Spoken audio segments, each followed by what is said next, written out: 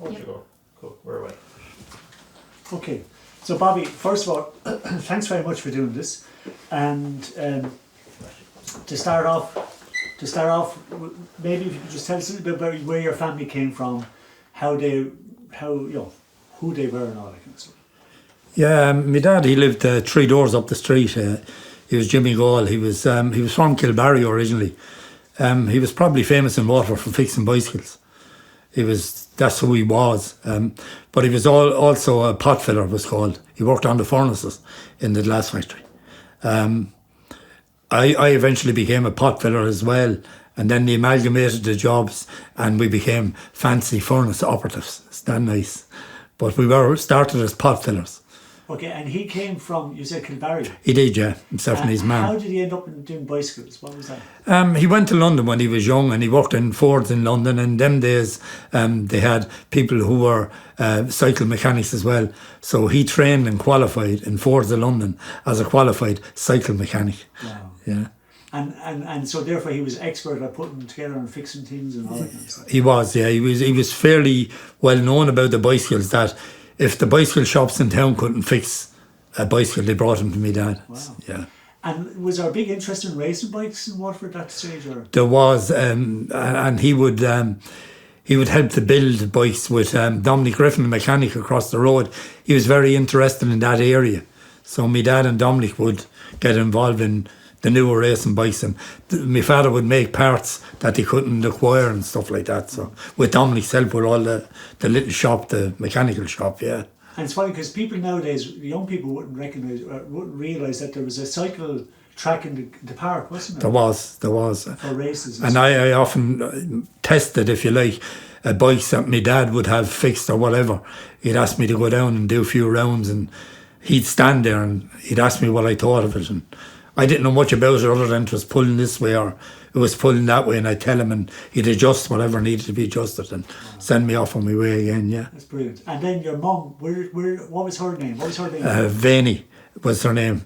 But the Italians, like the Delicatos, the famous chip shop here one time, they called her Vianney. They said no, we said Veni, they said Vianney, no, it was Italian. So yeah, so. And where did her family come from? Her dad was from New Ross. Oh. So, yeah. And then did she ever work in she used to, no, she reared a family, but she used to tell this story about she qualified as a woman to work in the post office in Dublin. And she could never take up the position because she had a young family. But she used to take great pride in telling us that you had to be a fluent Irish speaker to get this particular position, and she was, so yeah. And did you pick up the Irish off her? No, not really. We could, but she was kind of proud of the fact that she did, but she never forced it on us. Okay. Her attitude is, if you want to learn it, learn it. But she could. I remember one time being out in Jack Meads or some pub in the country, and the All Ireland was on in Irish, and my mum was translating it for the pub into English. Yeah, wow. Yeah, that's great. Yeah. And how many kids was in the family I have 2 sisters and myself. I'm the oldest. Okay. I think my mum was quite late. I think my mum was about 37 or 8 when she had me, that kind of a way.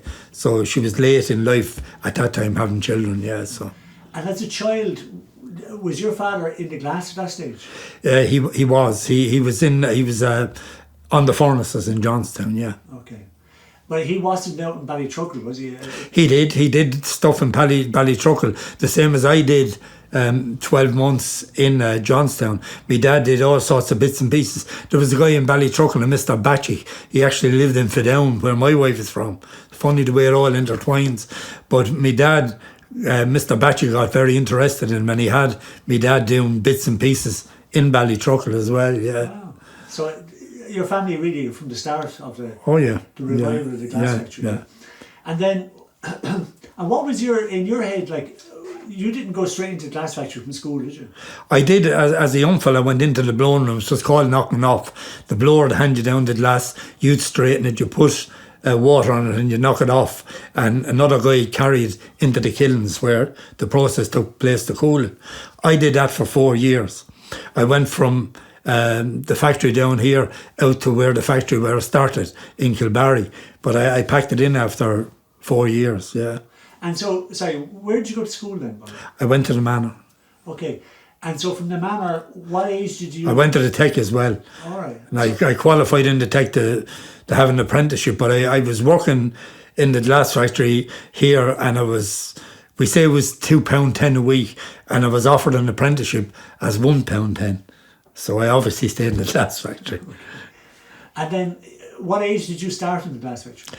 I started first when it was, we say, about 15, and I was there and I was 19, and I packed it in, and I ended up in Clover Meats. And why did you pack it in, just as a matter of interest? Like I was getting nowhere. In the blowing room at that time, there was guys knocking off, and they'd apply for jobs around the place. There was jobs coming about all over the factory with the new place in Kilbarry. But I was applying for those jobs and I wasn't getting them. And I was, like in the blowing room, if you were knocking off, you were 16, 17. I was 19, if you see what I mean. So I said, I'm not staying here for the rest of my life. So I packed it in. You didn't see a future in that? I didn't know, no, I didn't. For me, I didn't know, no. Okay. And then what was it like working in the same place as your father? Was that kind of weird? Was it? Or? Yeah, he was the man, His name was Gaule, so they called him the General. I hadn't even a nickname. I was the General's young fella. So like everybody had a nickname, Tommy Potts, and it was a thing called Cullet where they broke up the last. There was a fella called Cully, Tom Cully. I didn't even have a nickname. I was just the General's young fella, and he had a big reputation, and I had to try. It took me 15 years to realise that I hadn't to be as good as him. Yeah. Wow. So he was a big man. In stature, he was a wiry man, but he was good at his job. Like he would do stuff like we had shovels to shovel the material into the furnace. As he got older, he would go to the fitting shop and he'd get the shovels cut down. So he'd be doing more shoveling, but it wasn't as heavy. We had a thing called a ladle, whereas you would use it to take the excess glass from the furnace. He got a handle on it that was steel, that it didn't heat up as much as the other ones. He had all these little things he kept doing to aid himself. So from doing that, the lads recognised that he's the man. But I was only his son, And then, so when you left the glass factory, you went to Clover Meats? I did. Okay. And I met my good wife there, thank God. So there was some good in Clover Meats, yeah. And sorry, before we leave Johnstown, what's your memory of Johnstown? It was a big dirty factory. Dirty it was, insofar as it was all kind of compacted. Everything was kind of thrown at you. When you walked up the stairs, the kilns were there, the pot arch for the pots that we put in the furnace at the end of the week, and etc. and the whole thing was very compact. When I got to Kilbarry, the place was big. It was high. There was a big roof on it. It was, there was plenty of air per se, but Johnstown was tight and sweaty and hard to work in. You had no forklifts. You had hand lifters, and everything was pushing and pulling and dragging. Whereas when we went to Kilbarry, you had a forklift doing that work. It wasn't you physically dragging the stuff around behind you. You just learned to drive a forklift to do your bits and pieces. And there's lots of funny clips where you see the blowers and all that drinking bottles of Guinness and that was kind of normal, wasn't it? It was, yeah. And the Germans especially, when the Germans came here, they were lovely people, and the Italians, the Morellis and the Kretzens and that. I went to school with Roberto Morelli. His dad was a stemmer. They were lovely people, but they discovered there was a pub across the road, and they discovered because they were so well revered in their craft that they could more or less do what they like. Now, they didn't go over the top or fall around, but if they wanted to drink a bottle, nobody would stop them, that kind of way. So that's the way it was, yeah. Because I saw a clip where, you see Joe Kretzen having a large bottle of Guinness as he's blowing and all that kind of stuff. So that was normal, wasn't it? Yeah, there's the thing up there I showed you after. It's a basket Joe made. When I went from the factory into Clover Meats, Joe used to make these coloured baskets. I have one. And he wanted some sort of steak from Clover Meats. And I got it from him, and he made me the basket, tornado steak. And if I got you a tornado steak, I make you the basket. And he did. But he got loads of tornado steak while I was in Clover Meats, yeah. So it was worth his while. Yeah. And then, Joe, before you went to the glass factory, when you were a kid, what was your what was your idea of it? Because when you lived in the manor, you went to the manor school, and then Johnstown was open, and you lived up here in off Ballytruckle. So, what was your idea of the glass factory before you went in? I know you was not supposed to say that. They used to rob our milk off the windows going to work. The workers? Yeah. Cool. We caught them. But my idea was it was a tough job. You know, my idea was I knew a lot of the lads from around this area who worked there, like the Dials down on the terrace and Francie Ryan up the road, and there was the Farrells in Polebury, and they worked there. And speaking to them, they were older than me. Willie ended up in all the bands and that, the groups, the folk groups in Waterford. They would tell you, you know, the money was good, but it was a tough job. So, like, you knew maybe if you got in there, you had a job for life. But you knew also that they didn't pay you for doing nothing. You know, that kind of way. Okay. And then, when you went in as a young lad, you said your father was a big man and you were a nobody. Was it hard to be an apprentice in there? When I was in the blowing room area, my dad hoped at the time that I'd become a blower. He was on the furnaces, and it was a general worker's job, if you like. Although they thought they were more than general work because of what they did. But he hoped when I went on the floor, as it was called, in the blowing room area, that I'd become a blower. But I tried it. I went up on platforms, but I didn't have the skills. I didn't have the coordination to be a blower. Okay. Yeah. And so then when you went back to the glass in Kilbarry, you got in back into the same as your father, into the furnaces. I started in Johnstown for a year, and then when they closed Johnstown on Christmas Eve night, I was on when the last shift was on. Yeah, and then we all St. Stephen's Day I ended up in Kilbarry, but on Christmas Day my dad and all them ended up in Kilbarry. Yeah, so that's the way they did it. Yeah. And was the Mansion House then the main pub? Well, Philly Grimes's, and there was there was pubs at the car stand as well. What was the pub where the Growler was the manager, and they used to go there as well. But but the Mansion was the main pub. For Furnaceman Garvey's was the pub. That's where we used to go after pot setting. On a Friday we did a thing called pot setting, and then there was a session in Garvey's, and that went on for years. Yeah, so. And then how did you manage to get back into the glass? Because I mean that was a hard thing to get back after leaving. There was holiday relief work going. It was 3 weeks work, and what it was basically was you went in and cleaned up the place. The furnaces obviously weren't being used, only taken over. The blowers were on holidays, and my dad said to me, I had been left off in Clover Meats. There's 3 weeks work below if you want it. We'll ask and get you in. And my mum said, you won't be able to get him in. He left the place. But he did, yeah. So he did, yeah. So he was an important guy then to get he ran in the right circles. He fixed the general manager's glass house. Went up when there was storms or anything. He fixed the glass house and he cut his grass and he painted his railings. So I suppose, that got him in. And then when you went back then as a furnace man, could you just tell me what did the furnace man do? The furnace man per se took care of the temperatures. But we were pot fillers. You had a furnace man and 2 pot fillers on a shift. And it was the pot filler's job then to shovel all the material in through a hole about that size into the furnace. And you put up stoppers on it. And over a period of about 2 days then, you melted the glass into it becoming what was used then for the molten glass that was used for the blowing the glass. And I said, we were the guys behind the scenes that produced the glass, if you like, from just an ordinary material, a mix, into a molten glass. And what was a mix? Batch, and there was red lead, and there was white sand, and there was potash, and there was a little bit of arsenic. Okay. And arsenic. This stuff is kind of lethal, isn't it? When you add it all up, yeah, it's a lethal mix as regards for workers to inhale and all that kind of stuff. Like even when they were adding the arsenic, it was kind of sneaked in. Like Per Jacob used to come up on the floor when you weren't looking, and he kind of pushed back some of the stuff and put in this little thing of arsenic, that kind of a thing.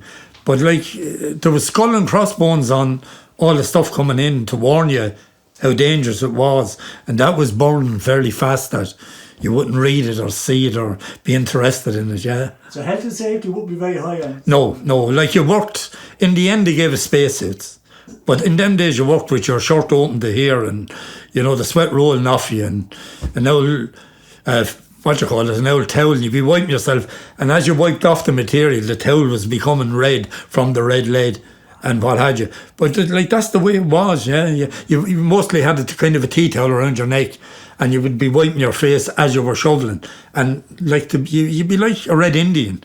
And you know you put the mix into the yolk. What was the yolk that you put into the? A bin was called. It held about a ton and a quarter. It was a mix of all the materials, and then what they did was glass that excess glass. They crushed it all up. That they call that cullet, and they put that back on the top of it. So you recycled glass that wasn't used. It was cut off when you blew a glass, you had a kind of a little bubble on top. So they had to cut that off when they were cutting the glass. So that was excess, and that all was crushed and put back into the furnace over and over again. Yeah. And then, how often would you take out a load out of the kiln, out of the ovens? Would it be every morning, or how would that work? What happened with us was when the pot, the glass was melted in what was called a pot, and there was about a ton and a half in the pot in the furnace. It was a big ceramic holder, if you like, that was put into the furnace, and the glass was then shoveled into that and was melted in it. Now, at the end of the day, you could have a quarter of the pot left. So what you had to do then was, there was big spoons, is the only way I can describe them, and you had a big iron bat with water in it. So you went in with the spoons and you took out on the spoons all the molten glass and put it into the big iron bat with water in it for it to cool down. You emptied the pot and then you put the new mix into it then for the next day. Okay. And then, Joe, when you brought out that pot and the workers then could start working with the glass, what did you do then after that? What was your job? Well, we had to get it. In Kilbarry, you did it with a forklift. You had to go to the batch plant and collect it. And the colours as was to be put on it was your job to measure the amount of colour that went on it, etc. And mostly on the day shift, it was mostly monitoring the furnaces and doing bits and pieces. But all our work started when everybody went home. Okay. We were the little fairies that produced everything. And when they came in the next morning, at 8 o'clock, by magic, there you were. So you had very odd shifts then, did you? We did, yeah. We worked, in the end it was 12-hour shifts, but we worked 8 to 4, 4 to 12 and 12 to 8 every day of the year. Christmas Day, Patrick's Day, it didn't matter. If you were rostered on, you were rostered on. Now, you got a lot of money for working Christmas Day. Given that you did get triple time and £500 30 years ago, which you could possibly buy a house for working Christmas Day. But the way it worked, Holly, is if you were working that day, I didn't take the day off and catch you.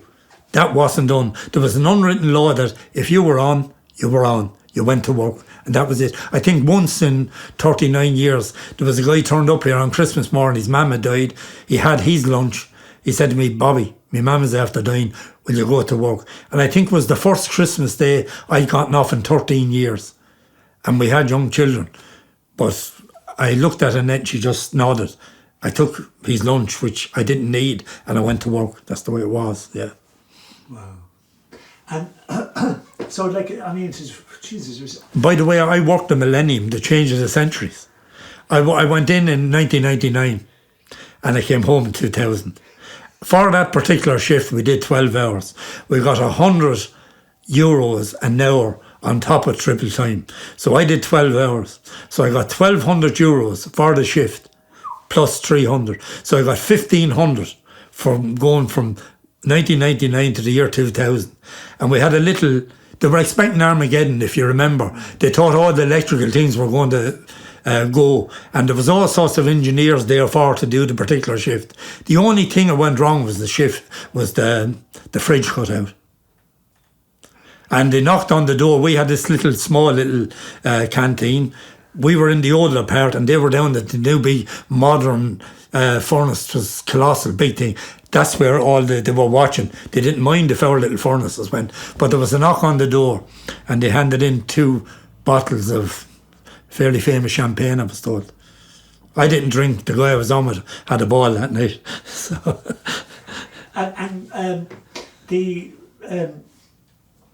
like working in the furnaces, I mean, was it very, like, I mean, if you touched off any of that, you'd be burnt to a cinder, wouldn't you? Yeah, you probably can't see it, but I have marks on me and on my eye that if and you did stumble or whatever, you'd be roasted. So you learned, like when the blowers were working, they worked on a platform. They went in and out with molten glass on an iron, and they were passing one another. And if you were a tourist, the first thing would come into your mind is, how come somebody doesn't walk into somebody? And they had this thing where it never happened. It was the same with working on the furnaces. You knew when not to get roasted, if that be the right way of putting it. But you often did. Like, we had the big bath of molten glass one night, myself and the late Billy Moran, God rest him. And we used to push it out on a bogie to the edge of the platform, and you would take it down with the forklift. And when we got out, the platform was sticking up and we hit it. And the boiled water, if you like, came back on my leg. So I was out of work for about 6 weeks with the leg, just roasted. And that was just, if you like, being tired from the work and not looking to see that this was going to happen. So you had to be very vigilant, yeah. It sounds lethal, doesn't it? Yeah, I was working one night, I was driving in a forklift to the platform. The platform was loose, if you like, and the guy was pulled in the back, came forward, and I hit him with the forklift with the stanchion. He got 26 stitches in his head, yeah, by just something moving that wasn't supposed to move, yeah. So. Good God. And then, did you, like when you were working there, I mean, would you be taking dehydrated and all that would be? Yeah, they gave us it was stuff you put into water it's supposed to bring back all your fluids and your enzymes and the stuff that sweated out of you. But yeah. What you would find is after sweating that, we didn't know that you kind of seize up, you be dehydrated, but we didn't understand the medical part of it. Later on, through people in unions and all that, you found out all that stuff, yeah. In the end they gave you free milk. So you get crates of milk to put in, and they gave you fridges to put the milk in to drink all the time. That was supposed to help, yeah. And then just within the furnace men, was there a kind of a pecking order? Like, was there, like, you mentioned your father, like was it the older men were the bosses, or was it how did it work? Yeah, they were. Yeah, mostly the older men were the furnace men, and I was as a pot filler. Okay. They amalgamated the jobs to become a furnace operative in the end, and they cut down on the manpower. So their thinking was, if they cut down from 4 to 3 on a shift, and everybody became capable of doing the job, all the job. Whereas before you had a furnace man who was to do with all the monitoring, etc. I was to do with all the physical work. Now, it never worked that way with the shifts I was on. The shifts I was on, the furnace man came in and did some of my work, and then if need be, I'd monitor for him. And that's the way the shifts I was on always worked. Other shifts didn't work like that. The furnace man was the furnace man, the pot filler was the pot filler. But in the end, they amalgamated the whole thing that everybody was flexible, and was able to do everything to do in the area of the furnaces. But I mean, it sounds like that your job wasn't boring. Like, I mean, no. We were. I'd like to think we were all entertaining towards one another. Like when you went on shift in the morning, the first thing you heard was, "Wait, you hear what happened last night," and that went on through the day. And there was a camaraderie there, although people, effed one another out as well. But there was a camaraderie there that, like, we were the men. We were the furnace men. We believed that we ran the place. We honestly did, yeah. Only for us, there'd be no glass. Now, that wasn't recognised, but that's the craftsman thought, well, I'm a craftsman. He's only a general worker. Our answer would be, only for me, craftsman, you'd have no glass. No, that can't do it, yeah. And so was there kind of a class system, if you want to call it? Oh, there was, yeah. The blowers were the men, like, or the cutters if you went down the factory. And then there was a whole general working area around them. Like, but in our situation, a craftsman earned big money, but so did we. Like, as general workers, we could earn the equivalent or more than a craftsman if you were willing to do the overtime. Okay. And with the bonuses for Christmas Day and Easter Sunday, our yearly wage would be on a par with a craftsman. Yeah. But the pressure that the blowers and the cutters were on was incredible, wasn't it? Oh yeah, it was unbelievable. Like, we had a control room that was all glass, and you looked out at these guys on a hot summer's day, and the tourists, hundreds of tourists around them, and they're still trying to function to earn a wage and put on a show, if you like, for the tourists. You know, that kind of a thing. And all sorts of famous personalities coming up and being, you know, you'd be like, you know, this is so-and-so, he's a blower. And you had your man out of Star Trek, or you have Cliff Richard, or you had Floyd Patterson, or you had the Queen of Denmark. And they were brought onto the floor. And, you know, the blower still had to make his wages. So no matter what famous person was looking at him, he was still blowing the glass because he had a wage to make that particular day, you know. Because they all had to reach certain targets. Oh, they did, yeah. They had to make a certain amount a day and a certain amount a week, and it all depended on then how good the glass was, and that came back to us. If we didn't, like, you had a thing called cord in the glass, and if that happened, like, a blower wouldn't make his wages because the glass was being dumped, was no good. So it was our job that there wouldn't be, for the most part, cord in the glass and stuff like that, and that was to have the glass clean, was called. Yeah.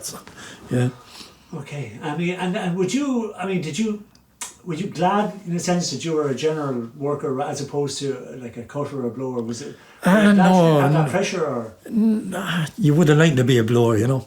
It was nice to go into the pubs and water and say, I'm a blower, I'm a craftsman, other than I'm a furnace man, you know. Okay. Blowers were respected. Blowers changed cars and they didn't take the plastic off the seats. Other people didn't do that. You know, they bought a car and the next year they changed it and the plastic was still on the seats. That's the type of money they were earning, you know. That kind of a thing, yeah. And speaking of money, then there was a bit of a resentment in the rest of town towards the glass factory workers because they were on good money, wasn't there? Oh, there was. Like, you know, people would resent the fact that, you know, people had their own houses and big cars and went on holidays to Spain. But my opinion towards that then and now is that they worked bloody hard for it. If you would have brought the people that resented the people in on the floor and showed them what they had to do to get that type of money, I'd say one or two would have said, no, I'll stay where I am, stay in my own job, yeah. Actually, speaking of which, a lot of the Waterford people didn't go into the factory to have a look at it. No, they never did. Other than they had somebody home. Yeah. You have somebody home from America. I better go on the tour with them. And then they go in and see their sons or daughters or husbands working. They go, oh, so that's what he does, yeah. Is that really funny? I always thought it was really funny that the locals didn't go in, but all the visitors went in. But and that whole thing of putting on the show for the visitors, that was mad, wasn't it? In the sense that you were completely open to visitors to look at what you're doing. Yeah, there was one area, in K4 it was, in Kilbarry, and mostly on the floor in Johnson, but we say K4 in Kilbarry. There could be 350,000 to 400,000 people pass through a year looking at what was going on, yeah. And I'm driving in on my forklift with me stuff for the evening shift, trying to miss 350,000, not kill somebody. And they all just wandered around with their cameras, and you're trying to say, excuse me, and there was yellow lines, but if you were trying to get a photo of a blower, it didn't matter that Bobby was on a forklift behind you trying to get in, yeah. But we never hit anybody, ever. And obviously the glass factory was a huge employer. I mean, one time it was nearly 3,000 workers. There was, yeah. And then with the union and all that, I mean, because, you know, a lot of people be giving out about the trade unions and all that, but the trade union, I mean, you achieved fantastic wages, didn't you? Yeah. They did, and always did, and everything had to be fought for. Like, the company didn't just come along and hand you money. Like, I ended up in labour courts in the Granville. I was always mixed up in the union, in the Ardree, in the glass factory centre, and etc.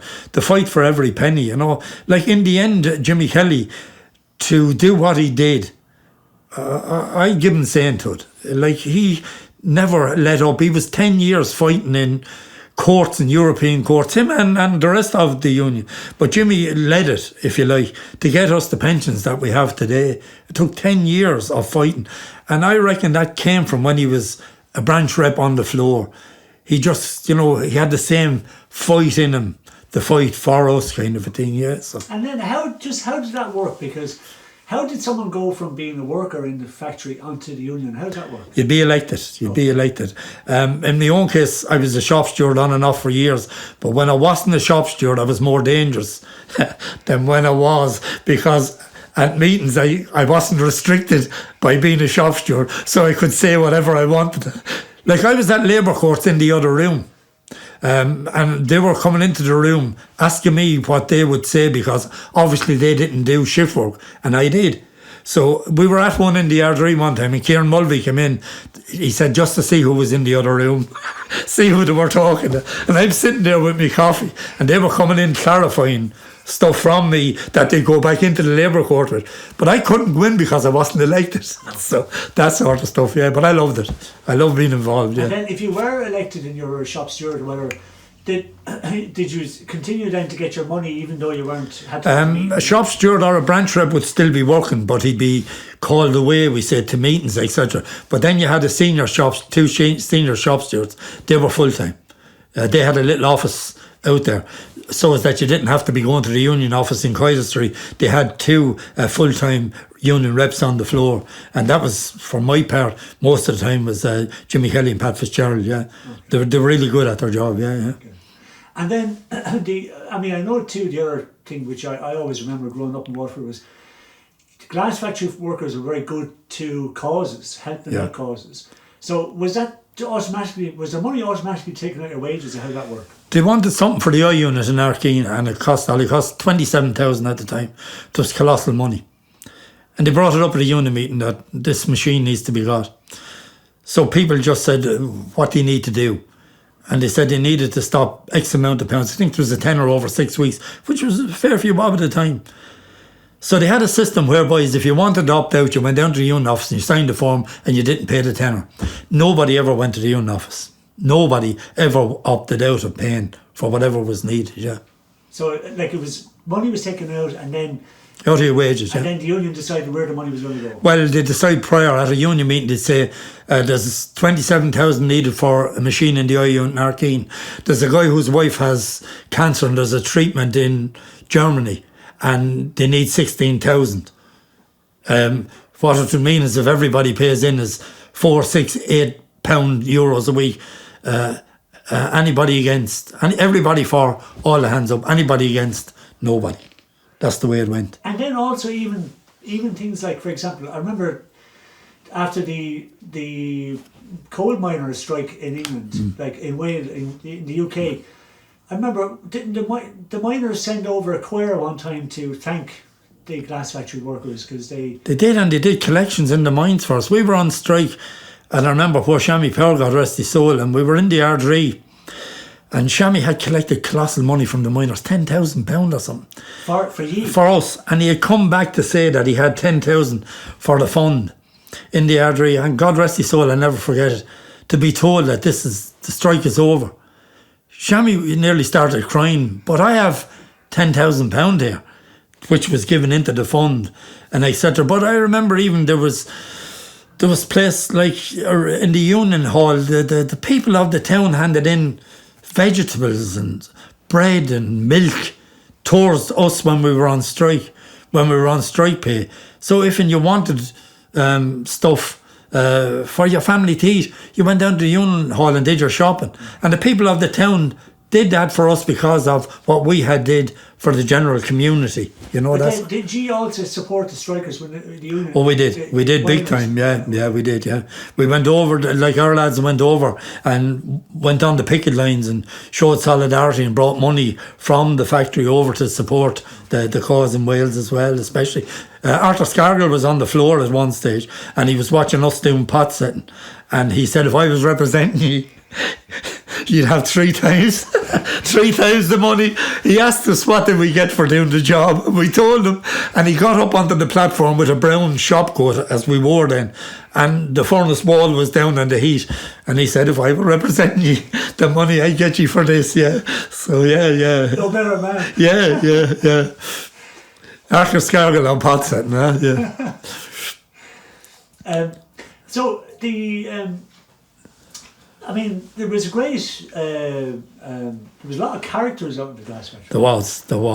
And there was a lot of, I mean, you mentioned yourself there was a really good atmosphere among your own section, but in all the other sections there was too, wasn't there? There was. I don't know. The people just looked after one another, you know, and that's the way it was all round. Like there was one chap worked in the Blenheim area, in our area, and he used to get seizures. And like the way he was looked after, if he had a seizure, and he was brought into our control room and he was given tea, and it would pass in about an hour, and like the lads in the Blown then made sure he didn't kind of work for the rest of the day, but he still got his wages. Everybody kind of filled in for him, and there was that sort of thing went on. Or if somebody came back in that had, we say somebody died in their family or whatever the case may be, they didn't have to kill themselves, if you like, all day. They were kind of eased back into being all right and being able to do what they did again, yeah. So, I mean, it was tough work, but I mean, you were saying that like there was a kind of I suppose, a caring side behind it. Oh, there was. In 99, I followed Manchester United for my sins, and there was a blower used to work opposite the control room, and I used to go in when United were winning all around them, and when they won the treble. And when I'd walk on the floor in the morning, he used to put 2 fingers up to me when United would be after win, and I used to put 3 back up to him, because we were going to win the treble. He's dead now, God rest him. But like that went on, people would be waiting on a Monday morning for our reaction. Yeah. It was great stuff, yeah. And I saw that too, there was a little newsletter too where you used to There was. piss on each other. Yeah. So, What I thought was very funny, there was a guy, Scout Wallace, he's still working out in Arkeen stores, selling wine. And he was on the platform, and your man got up, one of the famous people, I think Richard Basehart his name, he was Captain Kirk out of Star Trek. And he went over to Tony Wallace, Scout we used to call him, because he was in the Scouts. It's obvious, you know, the Scout. So Scout is blowing. Scout is about 7 stone weight, and it's in the summer and he has a vest on. And Basehart said to him, my God, that's a tough job. And Scout looked up and he said, yeah, I was 15 stone when I started. And your man didn't know whether it was a joke. Like all the boys around him were doubled up, you know. So that's the way it went, yeah. And can I just ask too about the actual craft, because you know, I suppose a lot of Waterford people took it for granted, you know what I mean, because you know everybody, Waterford glass was made in Waterford, blah blah blah, but it was a highly, you know, beautiful craft, do you know what I mean, and highly skilled craft. It was, and where you'd appreciate, I have a little horse over there that a guy made, he was from Austria, I think, and he was working out of Switzerland. He was fairly famous in his own right, but he actually came in to do stuff with Waterford crystal material. And then it was going to be worth more money because of his name and because it was Waterford crystal. There were little guys from Japan came in and they made pieces, cockerels, and they put real gold into the cock's mane kind of a thing. There was guys basically from all over the world, that Americans that came in to work in Waterford crystal with our own craftsmen. They kind of interacted with one another, and this was wonderful stuff to see these guys in action from around the world that were revered from being what they were, working with our guys, and our guys could stand up to them. They were every bit as good as these guys were amazed when they came in that our guys could be as good as them, and they were never they were just known as a blower or a cutter or whatever the case may be. But in their own right, they were as good as anything in the world, yeah. But we didn't really appreciate that, did we? No, we did not. We didn't appreciate how good a craftsman we had. You know? No, like if you got a special piece made, they call them, for a president or a queen or a king of some country. And when it was done, it was just shipped off and it was handed to this queen. And like you probably saw it on the Munster, the News and Star, about 3 weeks after, a little photo in the corner, that the Queen of Denmark or the President of the United States gets a bowl of shamrock. The bowl was made by Waterford crystal craftsmen, but everybody was looking at the shamrock. You know, eventually when the shamrock was gone, I'm sure the President looked at the bowl and went, wow, this is wonderful. You know, that kind of way, so. Yeah, and just in relation to, I suppose, the demise of the factory and all that kind of stuff. I mean, that was a really tough time for everybody, wasn't it? That whole period. It was, and it's even sad now. Like, if I went to McDonald's on the Cork Road or some of the restaurants on the Cork Road, In the background was the glass factory. If you had visitors with kids, you brought them out there and you looked up, and in the background was the glass factory. The saddest thing ever now is when I'm there and I look up and there's nothing at the skyline. It's gone. I walked up and down that Cork Road for the bones of 40 years. I've never driven a car, and there it was. When I was in bed in the night, I could hear the lads on the furnaces down the forklifts going, because I knew what was going on, and dumping out bats of glass, molten glass. I could hear that going on. Other people around the town mind, they knew what it was. But I still listen in the night. No, nice, I still think I hear the place going on, yeah. Or the fans roaring. As you went up the Cork Road, in the morning you turned on all the fans to cool down the blowing rooms. And as you walked towards the factory, you could actually hear the noise of the factory as was, yeah. And that's all gone now, and it's sad out, yeah. And then obviously, I mean, it's kind of weird to think then that, you know, like, that was normal for young lads, mostly fellas, but going in there as apprentices and all that kind of stuff. And like, where is all those skills gone? Do you know what I mean? It's kind of funny how... It's funny, there are, I know people might know this, but there are, like John Foley works in a factory in Canada. There are, God rest her soul, Junie Bowes, one of the TBs, Philip Welch in Pulbury. They work in glass factories all over the world. So there are people who worked in Waterford Crystal that are still working in glass factories in Canada and America and some of the European countries as well, that they just basically took their skills with them. But I'm saying, like, for the young generation now, there's kids, they're not going into the factory, they're not going into that whole area, which is a highly skilled craft. I say, like, with the one that's on the Mall now, there's a kind of, it keeps its memory going. But as it was, and the amount of people, like, when I went up the Cork Road in those days, you could have maybe 700 to 1,000 people walking towards the factory. It was just unbelievable to see it. When you got to the statue on the Cork Road, the grotto, to see the amount of people in front of you walking towards the factory.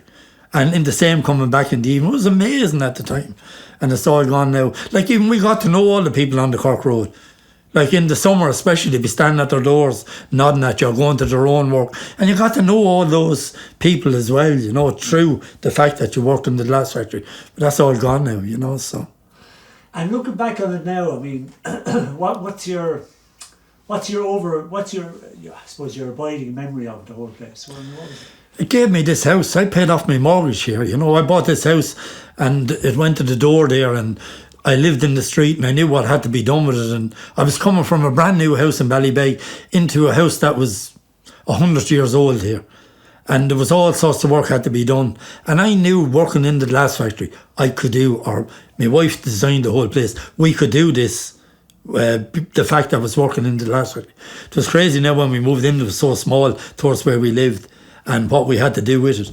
But I knew at the time that I was working in the glass factory and I could do that, as did other fellas who bought brand new houses all over Waterford and paid off mortgages and etc. and reared families and sent families to college and university and etc. And now, my sister's daughter is a Don in the university in Edinburgh, and the fact that her dad was a cutter in the glass factory probably allowed her to be educated to go and do that, you know, so. Which is interesting because, I mean, traditionally that wouldn't be the situation. I mean, no one ever got to college, or, I mean, WRTC was probably the closest. Oh, yeah. Anyone could get to a college. Yeah. But the whole idea of going off to university, you forget about it. That wasn't there for working class people, is it? But look, when I see her, she comes home here, she's just my niece, Jenny. She's lovely. But she's revered all around the world for what she does. But you don't see it locally about what she is. But I know it. You know, because you'd see next week she's in Japan, next week she's doing something in Hawaii and she's giving a lecture in the States. But like when she comes home to Waterford, she's just Jenny from Lismore Park. You know, that kind of thing. Her dad worked in the factory. You know, that's all he gets, you know. So for Nicky, yeah. And like, I know too, it's also very sad as well that like a lot of lads have died since the factory closed. Well, in our situation, I have a photo there, and there was 47 of us in the photo, and Andy Paul was our foreman, lovely man. He was in the RAF, that's where he got his skills towards furnaces and etc. But he was a lovely man, and it was his retirement too, and we're all in the photo. I think there's 7 of us alive. And a lot of it had to do with what we worked with. So, everybody died in our area. Well, 90% of them died with stomach cancer. And that was from shoveling lead and arsenic and potash and all that sort of stuff for years, yeah. So. Yeah. Well, anyway, thanks very much, Bobby. That was really interesting. And just before we leave, what else? I know there's a big social side to the Glass as well. Like between the Glass Centre and all that kind of stuff. And were you involved in any of the sports or any of the kind of activities that were because that was a big part of the Glass, wasn't it? I told you about my dad. He was a legend. He used to go on the sports, and we say at the time I was 30, he was 60. He's still beaching a race in 100 yards. Yeah. That type of thing, yeah. So, but there was, and we had a big, we had a thing where we used to go down to Gaule House over Christmas. All the furnace men used to go off on the bus, and we used to get spot prizes from all over the town because it was glass factory. And you come home with maybe 2 bottles of whiskey or 2 bottles. But we all used to go off on the bus down to Gaule, and to be a right piss up. But it was a great crack. But what you were saying about what I was telling you about the night the man retired, he was in Garvey's, and there's 47 people. Who ran the furnaces that night? If they were in the photograph in Garvey's. The security men were on standby that if any alarms went off that night, ring Garvey's and get some of us back. And that's the way it went that night. Yeah. So thank God nothing went off. So, that's for me now. Do you want to get that from me? Lift it over you. Yeah, that's probably the way, sister. Hello. Could I just ring you back, Nora, just to have somebody here in St. Paul? This man here, he was the foreman all my life in the factory. Well, most of it anyway. He was retiring, and we were presenting a little set to him there. There's a lot of the people in the photograph are dead. So, yeah. Tell us some of the names of it. He was called Tommy Doherty, but we called him Tux. He was one of the old gang that, I suppose, only for him and men like him, I wouldn't stayed on. That's Michael White, we call him the Mauler. Danny Waters, the Stroker. That's Michael Rowe now. Michael will be kind of still famous with the St. Patrick's, looking after the Friends of St. Patrick's. And Johnny O'Brien is there somewhere. There's Johnny. He's dead now, God rest him. Johnny and Mikey were the Friends of St. Patrick's. That's Mr. Ford. He was never anything, only Mr. Ford. He was the engineer that looked after the furnaces. Obviously, that's me and my dad there. That's Liam Kehoe. He's dead now as well. Liam was our foreman as well. That's Terry Byrne. Terry was one of the best union men that I ever worked with in my life. He came to the factory from the ESB with that type of background, and he was a great out-and-out union man. There's a few brothers in it. He's dead. That's Johnny O'Brien, and that's Tom O'Brien. Tom worked on the furnace as well. They were a famous family in the glass factory, and Tom, unfortunately, is dead as well. So, yeah, that's Joe Power. That's Seamus Burke. He was another foreman. I actually went with Seamus the night he went home to tell his family he had cancer. I met him in a local pub. We had a few drinks, and he said, "Will you come up with me?" And his wife was a nurse in the hospital, and when we went in, he said, "I have cancer." Sure, the woman was a nurse, she knew it anyway. So, yeah, that's Dick Carey. Dick lived in Polbury, was a great mate of mine. And that's Jimmy Elliott. Jimmy was from Passage. There was a big snowstorm one time at Christmas time, and they had to keep the furnaces going. Jimmy walked in from Passage. Wow. So, yeah. As did, where is he? Patsy Power. Patsy walked in from Ballygunner. So, yeah. And what pub was this in? That's in Garvey's, in the lounge as was. Look at the telly, the state at the time. Yeah, great days. That's where we used to bring all our wives on a Friday night for entertainment. They'd put on the telly, and we'd all sit around drinking, watching the telly. That was entertainment in those days, yeah. A novelty. Yeah. And I have another one here that, see here somewhere, where's the one with Frank Stapleton in it? This was, God rest his soul, Tom Power was retiring at the time, so we had a do, and that's the same place in Garvey's as the other photograph was taken. So we had a bit of a do for Tom, as you do, in the furnaces. Everything was a do. There's me there drinking me Coca-Cola. But when we were having to do, somebody put his head out the door and realised Frank Stapleton, the Irish international footballer, was in the bar, in the lounge. So you couldn't have a photograph without Frank Stapleton when you were retiring out of the glass factory, could you? So that's what that's about. Who else is in the picture? That's Andy Paul. Andy was the foreman. Andy is dead now, as is Liam Sheridan. Liam was kind of famous around the town. He would be on Facebook, God rest him, as well. Absolutely funniest man that I've ever worked with him. I've had the pleasure to work with in my life. That's Tom Power from John's Park, and that's Johnny O'Brien, Frank Stapleton, obviously, and me good self on the wing there. Yeah. Okay. So, and you said you went off to drink for health reasons, was it? Yeah. Okay. It wasn't working. That's all I'd say about it. Did you find it easy to socialise afterwards? I did. I was okay. Yeah. Show us a few others that you have there. There's another one there. Yeah, we'll get them. Where's the one I had with Dick Carey? Oh, there was another one there. It was at a do somewhere with Dick Carey. I'm aware about that now. Yeah, that was at a Blowers social club doing the Tower Hotel. That's Dick Carey, was a good friend of mine, or is still a good friend of mine, lived in Polbury at the time, and there I am again.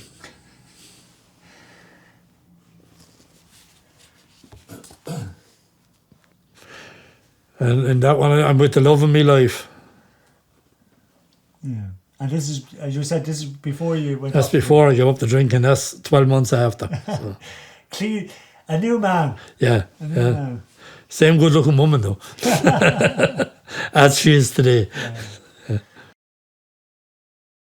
You've been trouble. Yeah. So just finish off. Could we get you to just? I'm just thinking, Keith, to get Bobby maybe to talk about some of the pieces, because it'd be really interesting. Could we keep going then? Just could you point out to some of the pieces that are there, Bobby, about those pieces? Right, that's called a King Bowl, obviously from the crown on the top of it. That would be becoming very rare. But even in its day, when I bought that 30 years ago with the discount, we were given a discount at Christmas time. That cost £400 with a third discount. So, like, I was offered 2,500 for it lately, euros, but it's not for sale.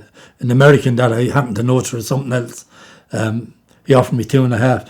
That particular piece, they were going to put it on the market, and they had a fancy name. It was, I don't know, it was going to be some King of Munster's name, which they did with pieces, the Lismore Suite. They put these big fancy names. But when they made it, they realised that they thought, no, it's too big.